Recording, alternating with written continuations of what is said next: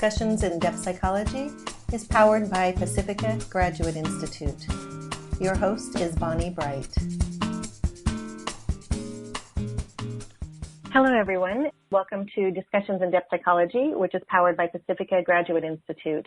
I'm your host, Bonnie Bright, and I earned my Ph.D. from Pacifica in the Depth Psychology program there. And this interview series is dedicated to spotlighting individuals who are passionate about depth psychology and who are researching, writing, and working on depth psychological topics. And today I'm pleased to be speaking with Aaron Mason, who earned his MA in Engaged Humanities in Depth Psychology at Pacifica. And among other things, we're going to be talking about gender issues, the Trickster archetype, and the search for the gay male goddess. Aaron, thanks so much for being with me today. Thank you, Bonnie. Hello, everyone out there. It's great to have you and talking about this topic, which is actually new territory for me. But let me first read your bio, Aaron, so that everybody has a little bit more background on you, and then we'll jump in. Okay, great. Born and raised in Colorado, Aaron Mason has lived on both coasts of the United States, and currently he calls West Hollywood, California, his home. One of the factors in his decision to move west from Jersey City, New Jersey, was his graduate studies at Pacifica Graduate Institute, where he earned an MA in Engaged Humanities and Depth Psychology, as I mentioned. And Aaron works as a freelance medical writer and plans to start leading workshops for other writers using active imagination as a means to free people from writer's block. So Aaron, this is great. There's so many different things that are encompassed in your bio there, and it must have been quite elite, first of all, to move from the East Coast to the West Coast. And of course, those of you who are familiar with Santa Barbara, it's just such an absolutely gorgeous, beautiful area. And of course, you're in West Hollywood, so it's a very different culture there. And I know you have mentioned to me that part of the reason for your move was your decision to go to Pacifica. So I think that's a really interesting way that you have made a huge change in your life because of your interest in depth psychology. So all of this is great, and I'd love to get back to the topic of our conversation today, and that is the search for the gay male goddess. So I've never heard this term, Aaron. So maybe you can start off by telling us a little bit about where that term came from and where your interest is in that. How did that originate? Okay. Well, as I'm saying this, I'll start with a visual because that kind of helps me as well. I'm sitting in my apartment. I'm actually looking out. It's a pretty view. I've got to see maybe a palm tree if I lean a little bit. But sitting on my desk is a Pez dispenser of an archetype that I discovered at Pacifica, and this particular energy or icon is someone I refer to as Coyote Drag Queen, and this was partly the subject of my master's thesis work at Pacifica, where I was studying Native American gender roles and how those relate to Jungian psychology. So that's, as I'm looking at it, the Pez dispenser is in the shape of a coyote. It was a gift to me from one of my dear friends who lives in Santa Fe. So the coyote is standing there on my desk, and then I created a wig to put on top of coyote. So I guess this is all the way of saying this might not be a dry academic interview. Hopefully it'll be somewhat playful. And just to give a little background about Coyote, it's the trickster figure in a lot of Native American mythology. And for me, I had a very memorable experience as a child watching my Uncle Brent, who was my father's identical twin brother, on TV, dancing in drag. And when this happened, I was probably 6 years old, and I'm openly gay. I'm a gay man, and back then, some lights definitely went off in my head. And later on, fast forward maybe 30 years at Pacifica, 35, I realized that my uncle was embodying the trickster, that there was something about drag and this particular way that he and his dance company were performing drag that was subversive, it was playful, it was fun, and they were getting away with something somewhat naughty. I thought, I realized, that's not the everyday thing, That's kind of a background, a little bit of the goddesses in there because there's this idea of the divine feminine, if you want to look at it that way. I've also started to think about it. I've studied Jungian psychology, but it was actually Freud who seemed to focus on the relationship with the mother. And one of the things I'm realizing is that in my own life, my relationship with my mother has been very complicated and very rewarding in a lot of ways. So, you know, there was this old notion back when homosexuality was stigmatized that an overbearing mother could lead to a young man becoming gay. And what I've discovered is that it's much more complicated than that. And drag comes into it. For me, drag is a tribute. It can be satirical. Certain feminists might say that there is a misogynistic quality to drag. And, you know, it's hard to argue with that. In fact, I read an article last year written by a gay man about misogyny among young gay men and how it's sort of a problem. I wouldn't say it's widespread, but it's an issue. So for me, the relationship with the mother, the relationship with the earth has to do with the goddess. And I think another seminal moment was when I read an article by a man named Will Roscoe, who has written extensively on Native American two-spirits, which are these non-binary gender roles among Native American tribes. He also wrote an article about the Gali cult, Galli, and these were ancient groups of men who worshipped the Great Mother, the Earth Goddess, Cybele. Some of them actually castrated themselves, but most of them had sex with each other, but they were considered eunuchs because they did not reproduce. So that connection, you know, is kind of swimming around in this mix. I've got the Trickster, the Drag Queen, my relationship with my mother. My own relationship with the earth has changed in the last few years. I do something called earthing, where I try to walk barefoot on grass or dirt as much as possible. I've looked into a little bit of the science behind that as well. So I know I'm covering a whole bunch of topics all at once. That's kind of what I tend to do, but maybe, Bonnie, you can rein me in and go back. I did ask, right? And, you know, Aaron, what you've done here in just these last couple of minutes is you started with a visual, so I'll bring a visual in as well here. It almost feels like you've opened a door to sort of a chamber of delights in some way. And by that I mean, from a depth psychological perspective, you have introduced a number of very archetypal ideas and also a number of very psychological ideas that are not necessarily always discussed in the mainstream.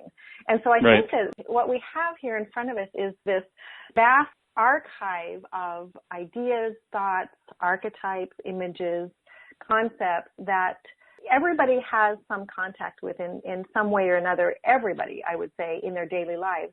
And yet they don't often have the opportunity to necessarily bring them out of this little chamber and start looking at them and really contemplating them and thinking about what it actually means in their own life. So whether someone is listening to this and they're gay or they're not gay, or they understand or have heard about the whole two spirits idea in Native American culture, which I'd love to talk a little bit more about, there is something here, I think, that is very much influencing each one of us in our lives, whether we know somebody who is working with one of these archetypal ideas, or whether our own life is really vastly or profoundly changed and influenced by it at this moment in time, or has been in the past.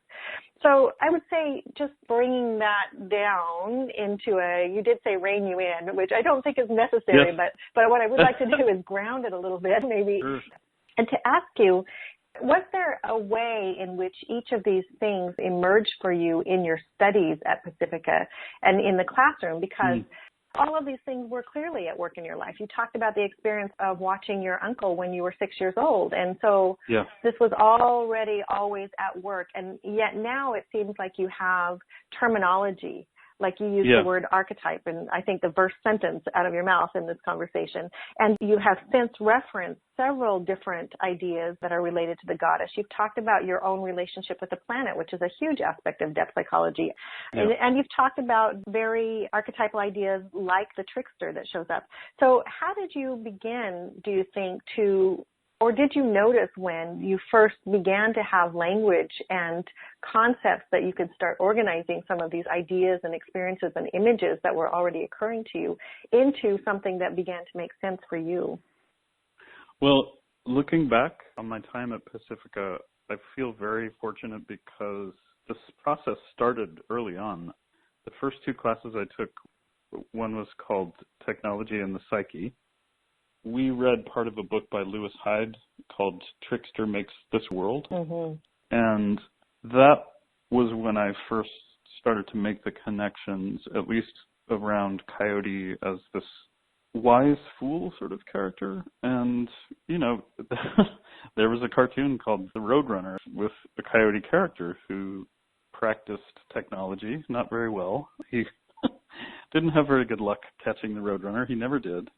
So that was definitely sort of a seed that got planted early on in the program. And in terms of gender and sexuality, as you said, these kinds of ideas were already percolating for me. And the idea of an archetype, that Trickster is something that has been there for a long time and probably will be there for a long time in culture and in individuals, that really fascinated me. And then fast forward to one of my last classes at Pacifica, which was taught by Susan Rowland, a class on ecopsychology, where we were looking at the relationship between ecology and depth psychology. In that course, we looked at complexity theory, this idea that all life on the planet could be viewed in models of complex adaptive systems. And what happens with these systems is something called emergence. And one of the things I love about emergence is that it has an element of mystery and unpredictability. So, of course, again, like my little Trickster light bulb went off. I was like, aha, this is all sort of fitting together somehow. And I talked about my uncle. Through him, I came to believe that drag queens can be magical, that they are accessing something that can be beautiful and transcendent, funny, political. You know, they're all different kinds of drag. But that drag is also a trickster type of process, that it relies on the trickster energy and vice versa. And just as an example, in the Native American tales, Coyote would sometimes dress as a woman to get his prey, to get a meal, to seduce someone he was attracted to. Coyote would sometimes remove his own genitals. He would get caught in traps. He would sometimes pee on traps. So it was this very scatological character as well. Mm-hmm. But I started to try to piece this together with another theory out there called social construction, and that is this idea that we construct our identities, including things like gender and sexual orientation. And that is a different idea from archetypes, which are more essentialist. And I, of course, you know, I guess I am a trickster too, because I see strengths on both sides of that binary, if you will. Sometimes it's nature versus nurture. You know, was I born gay? Was I made gay? That sort of dichotomy.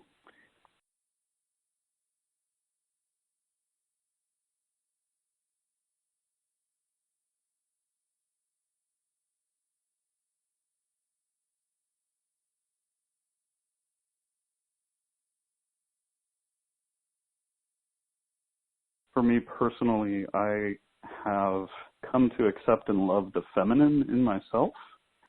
And when I was doing my research for my master's project at Pacifica, I watched a film called Two Spirits, and a man named Wesley Thomas, he's a Navajo Two-Spirit himself, he talked about a Navajo origin myth in which there were originally 4 genders.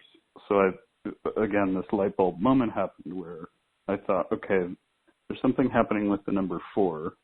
It's different from the binary model, either male or female, either gay or straight, that kind of black and white type of thinking. This idea of 4 genders is, for me, closer to the truth of what's out there in the world. It certainly helps kind of integrate the fact that certain babies are born with a mixture of genitalia, that people are transgender, they feel like they need to transition into a new gender. And I think it also kind of accounts for sexuality and attraction, although that's a somewhat complicated idea as well. Another way I think of it is the Jungian idea of the quaternity and the mandala, the sacred circle, divided into 4 equal parts. And what I like about it is that it reintegrates the feminine into the Trinity. So it's this idea of Mary, the original goddess. I like to think that Eve and Lilith were sort of spun from the same fabric, that Mary Magdalene and Mary, so-called mother of Jesus, were actually the same figure, but somehow they got split up into these dichotomies. Well, there has been a lot of research done on this idea of the original goddess. And of course, we know that throughout history, the iterations of the goddess have all been based on the original, if you can look at it from that standpoint. But Anne Baring in particular is one who comes to mind, who's done a lot of that kind of research. And her book, The Myth of the Goddess, is a really wonderful resource that talks a lot about that. And of course, there are others. But you're making me think of something that's really important here, Erin. And I think that it's funny, you are kind of playing the trickster role in this interview, because every time I think that I have a question that I'd like to ask you about something, you move forward and within 30 to 60 seconds, you've already answered the question that I would have asked you. So it's a very fascinating process to watch. And from my own research, I understand, and I've attended a couple of Native American ceremonies where I actually was able to witness this in action, but they have the trickster figures who are out there, who often come out in the beginning of the dances in order to play that role of putting the crowd into this state of sometimes discomfort, because it completely upsets our mental state and our set sort of ideas about things, and allows us to be in a state where we can actually be more receptive to some new information to come in, because we don't know what's happening. They kind of turn everything upside down. And so it's a bit my experience of this interview, which is absolutely wonderful, because it's creating the capacity for what you mentioned, and that is emergence. This idea that there's something coming out of these complex adaptive systems that Susan Rowland talks about so well, and that actually allows for the creation of something new. So, it's so true. So I did want to go back to the gay male goddess if I could, and just to give it a little bit of more contemporary cultural context. One thing that fascinates me is that certainly a fair amount of gay men from my generation tend to do something called diva worship, whether it's Madonna, Cher, they gravitate towards these extremely iconic feminine figures, usually in the arts. And for me, it's kind of evidence that I'm onto something, and it is something that I would like to study more. I did actually conduct an interview. A couple of guys have said this to me, but he said that Madonna saved his life when he was in high school and he was coming out. So I just wanted to kind of add that layer, that we could sit here and talk about ideas, but out in the world as well, here in the world that we're part of every day. Archetypes, they're influencing us, we influence them. It's a theory and a model, of course, you can't prove that they exist, but there does seem to be this phenomenon of the goddess. So I just wanted to mention that as well.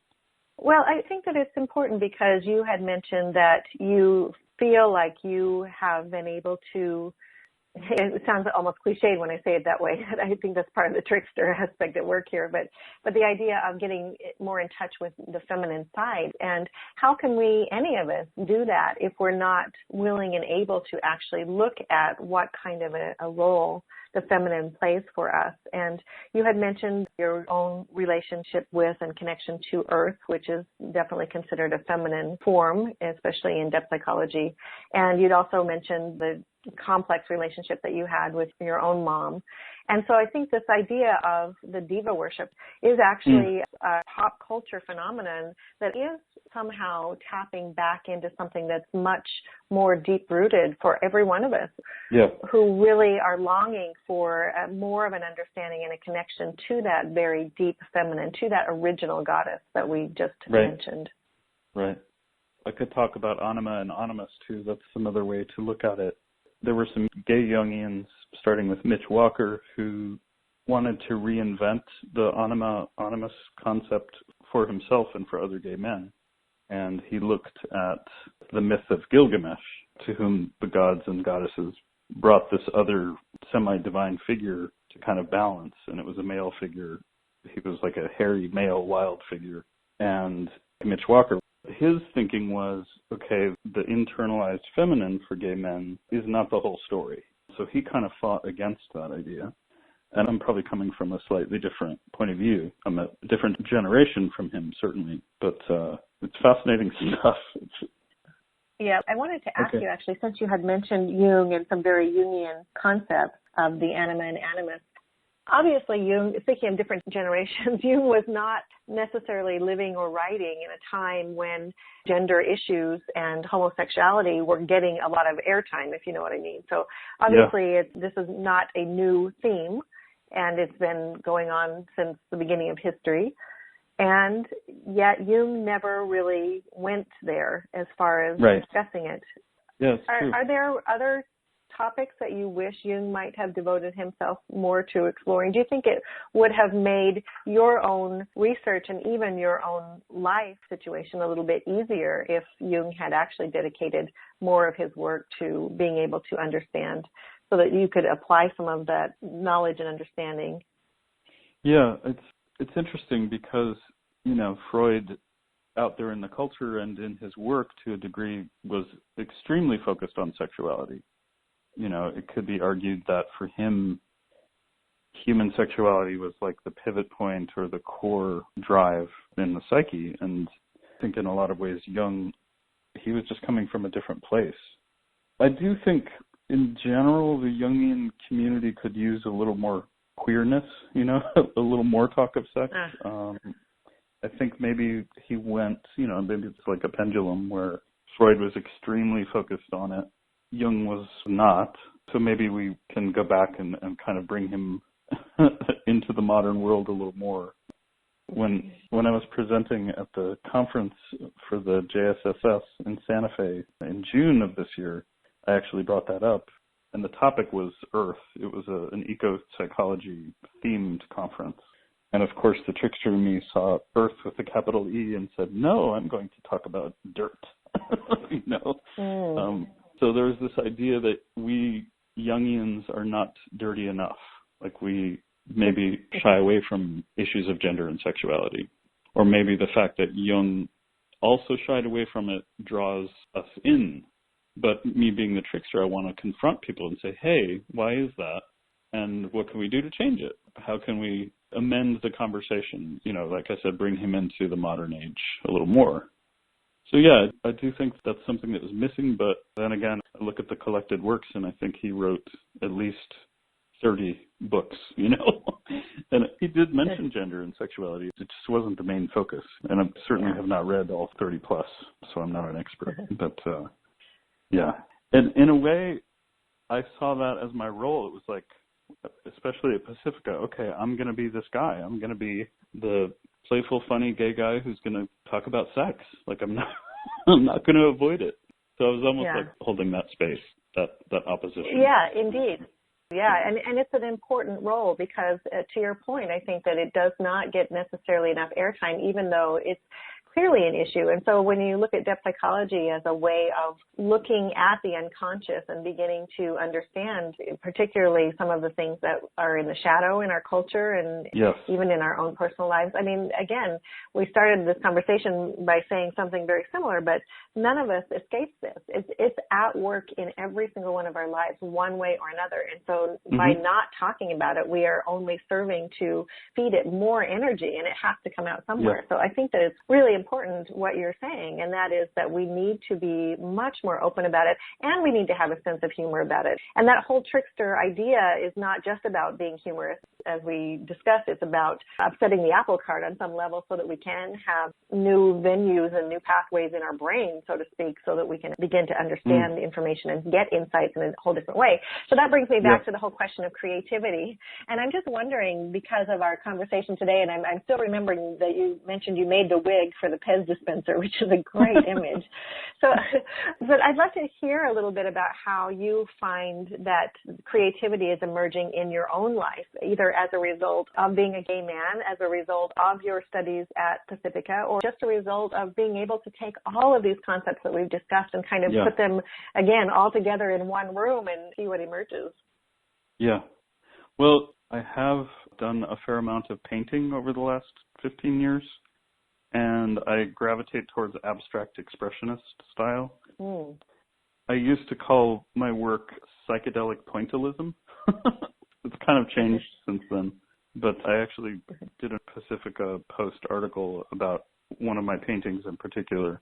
And as we're talking, I'm realizing there's something very sensual and even sexual about painting, and especially the style, where I'm literally throwing paint on a canvas. And just to give you another visual, Jackson Pollock is one of my favorites. I mean, he was an extremely talented person, I think.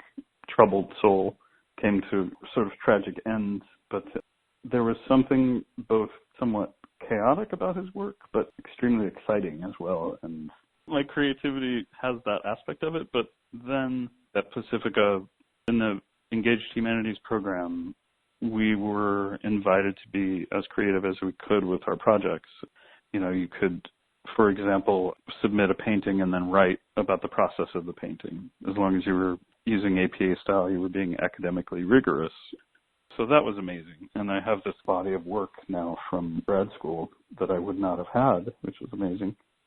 And yet, there was also kind of going back to the feminine. So if you have this sort of masculine Pollock image of throwing paint, it's also cathartic in a way to throw paint, to make a mess. Absolutely. And then try to make the mess beautiful, or vice versa, to see something beautiful and see the mess in it, if you will.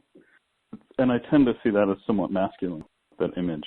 But then, as the unconscious would have it, when I was taking a class on active imagination and the Red Book at Pacifica, I had a dream about Liza Minnelli. And again, I mentioned diva worship. And when I woke up from this dream, I immediately thought to myself, wait a minute, I'm not one of those guys. I'm not one of those gay men who is a diva worshiper. Like, that has not been my life. But through active imagination, I started talking to this figure, asking her why she visited me, what she wanted. And through that process, started to realize that Liza, the person, and I had some things in common. We both lost parents to addiction, so there were some serious wounds that we shared. And as it turned out, I was meeting with Will Roscoe, who I mentioned earlier, in San Francisco. We were in a cafe. And I told him about the dream, and he just looked at me and said, it's the goddess. So the light bulbs went off again, and I realized, okay, I just had a dream about the goddess. Yes, it's Liza. Yes, it's bringing up my internalized homophobia. Like, I'm not one of those theater queens. I'm not one of those guys. So I started to work with the image, let her work on me, and ultimately gave a presentation in drag as Liza and wrote part of my paper for that class as a dialogue between Liza and me, and my mom was in there a little bit too. So yeah, for me, like, creativity, it's like something flowing through you sometimes, and sometimes I wish I had a little more control over it, but I also wouldn't want it to stop flowing, you know. It's a beautiful example, Aaron, of just how you have actually let that energy kind of flow in your own life, starting on the East Coast, flowing over to California, flowing into Pacifica, and then through the program there. And as we begin to wrap this up, I'd love to hear a little bit more about your actual experience in the program. We mentioned that you have an MA in Engaged Humanities and the Creative Life, which I can obviously see now why that particular program would appeal to you. I know that's a hybrid program, and you had also mentioned a lot of the creativity and flexibility that you were given to be able to write papers and, as you mentioned, to dress up as you were presenting and that kind of thing, which, again, I consider highly creative and has been really a hallmark of my own experience at Pacifica. But how was your experience of that program, and how did those two things that you mentioned come together? I'm coming back to the binaries on some level, but I think because it's how most of us think, you know, how can it both be academically rigorous and still give you the freedom to have that kind of and that level of creativity? One of the ways that the program did that was by creating safe space, both in the online community and in the residentials on campus. And the campus itself is removed from civilization in a lot of ways. It's beautiful. It's, you know, up in the hills overlooking the ocean. It's just a lovely place to be and reflect.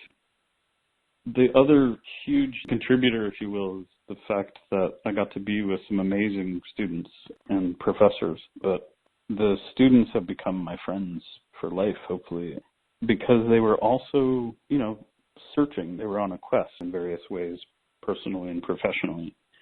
But in terms of the hybrid program, it gives you structure, but it also gives you flexibility because you're committed to coming onto campus 4 times a year for basically a long weekend. And the rest of your time, you're working wherever you are, from your home, from your office. You know, there is travel for those of us who didn't live in California. And when I was in school, I was living in Jersey City and working in New York City. So there was a lot of travel, which for me was great.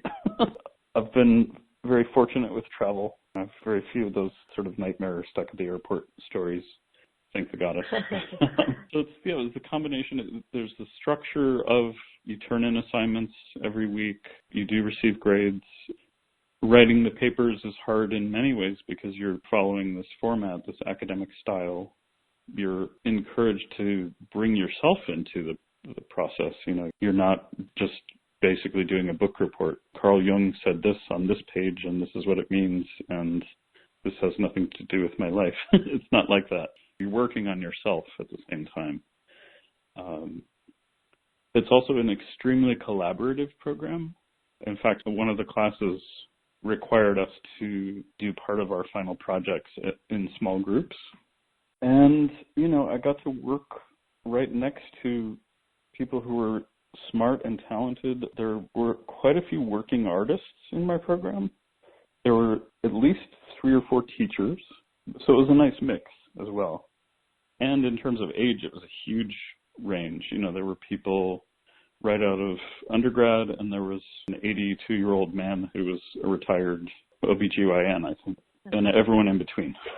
So creative by design, if you will, the hybrid program. And it's meant for people who have busy lives, you know. Some of the students were full-time students and didn't have jobs or had part-time jobs. I'm a freelance writer, so I was able to do both. You know, it's not perfect when you're working on yourself and you're studying the unconscious, the shadow. It's not easy all the time. Yeah. And that's another aspect of the Trickster is it's a figure that can cause trouble, bring the shadow in. It requires other archetypes to balance it. But another aspect of Trickster, and it's sort of related archetype, is the psychopomp, this figure that escorts souls across thresholds. You know, sometimes it's called the crossroads god. Hermes was a great example. And in my undergrad, I actually studied Greek philosophy, just for fun. And Plato has this story of the allegory of the cave in the Republic, where there are souls basically chained to a wall in a cave looking at shadows on the wall. And it's this metaphor for what we know and what we think we know and what's real and what's not real. And there are souls who escape the cave but go back to help others. And to me, those are psychopomps. You know, it's maybe one of the highest callings. In Buddhism, it's called the bodhisattva, this soul that recognizes suffering in others and tries to do something about it to help. So the Trickster can be destructive and mean-spirited and devious. It does have that aspect. So it does need balance. It needs maybe some of the calming of the moon goddess or walking on the earth. It can be a nasty piece of work, if you will, but lovable too, you know. And with its purpose. And you've really tapped into something that's really important at Pacifica that I also discovered, and that is this whole process of, it's almost a calling to go to Pacifica, because you really do have to be willing to engage with the unconscious and to set your foot on the path of self-discovery. And nobody escapes unscathed, if you know what I mean.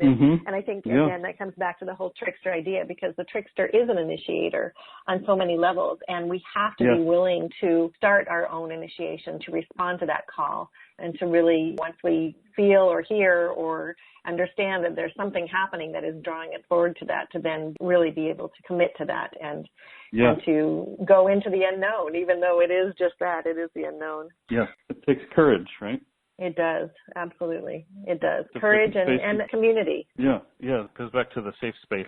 You have to be able to trust people to show your vulnerability, to make mistakes and to look foolish. Yeah. Well, this has been great, Aaron. I have so appreciated your insights, and this has been a really amazing journey together. I've been speaking today with Aaron Mason, who earned his MA in Engaged Humanities and Depth Psychology at Pacifica. Thank you so much for spending some time with me today, Aaron. Thank you, Bonnie. It was my pleasure.